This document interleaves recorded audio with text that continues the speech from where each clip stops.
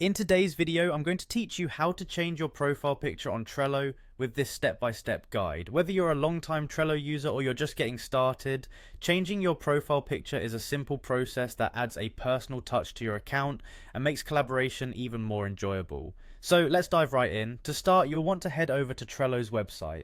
Open up your web browser and go to Trello.com. Once you're there, you'll need to log in, so locate and click on the login button.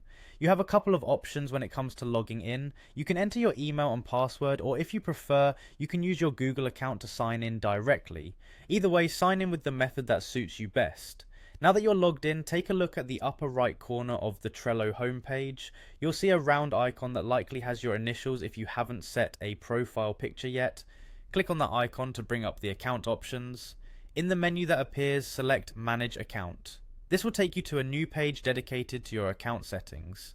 On this page, you'll find several options related to your account and profile. Search for a camera icon, which is usually located near your current profile picture or initials. Clicking on this icon will prompt a menu to appear. Here, you'll want to click on Change Profile Photo to proceed with updating your picture. Once you click that, you'll be given two options for selecting a new profile photo. If you've already got an image ready, you can simply drag and drop it into the designated area.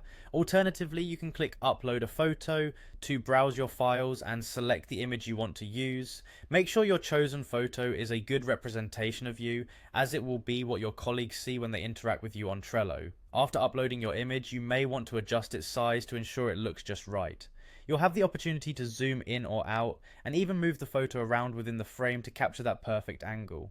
Once you're satisfied with how your picture looks, go ahead and click on Upload to set it as your new profile photo. And there you have it, you've successfully updated your profile picture on Trello. This small change can personalize your presence on the platform and help foster connections with teammates by putting a face to a name.